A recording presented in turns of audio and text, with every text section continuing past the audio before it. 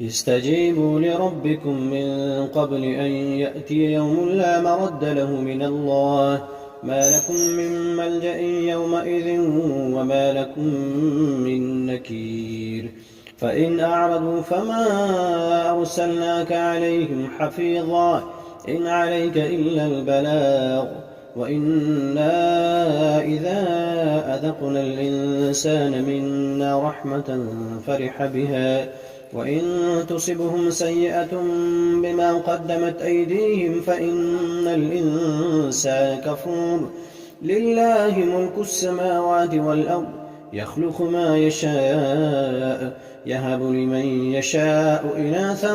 ويهب لمن يشاء الذكور أو يزوجهم ذكرانا وإناثا ويجعل من يشاء عقيما إنه عليم قدير.